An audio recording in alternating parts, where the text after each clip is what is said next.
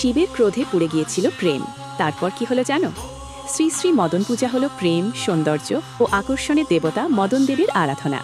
হিন্দু ধর্মে মদন দেবকে সাধারণত কামদেব নামেও ডাকা হয়, যিনি মানুষের হৃদয়ে প্রেম ও আকর্ষণ জাগিয়ে তোলেন।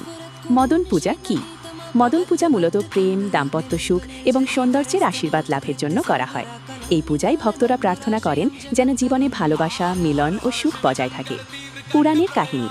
পুরাণ অনুযায়ী ভগবান শিব যখন গভীর তপস্যায় লীন ছিলেন, তখন দেবতারা চান তিনি যেন পার্বতীকে বিবাহ করেন।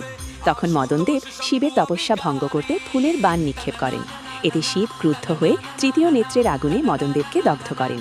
পরে মা পার্বতী এর প্রার্থনায় মদনদেব পুনরায় জীবিত হন। কখন পালন করা হয়? মদন পূজা সাধারণত চৈত্র মাসের শুক্লপক্ষের ত্রয়োদশী তিথিতে, যাকে মদন ত্রয়োদশী বলা হয়, তখন পালন করা হয়। পূজার উদ্দেশ্য: প্রেম ও দাম্পত্য জীবনে সুখ কামনা, বিবাহে বাধা দূর করা, সম্পর্কের মধুরতা বৃদ্ধি, সৌন্দর্য ও আকর্ষণ বৃদ্ধি। কিভাবে পূজা করা হয়? মদনদেবের প্রতিমা বা ছবি স্থাপন, ফুল, চন্দন, ধূপ, দীপ নিবেদন, মিষ্টি ও ফল অর্পণ, প্রেম ও সুখের জন্য প্রার্থনা।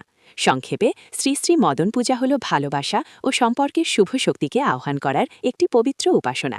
ভিডিওটি ভালো লাগলে একটি লাইক করো আর এক্ষুনি চ্যানেলটি সাবস্ক্রাইব করো এরকম ভিডিও প্রত্যেক দিন দেখার জন্য।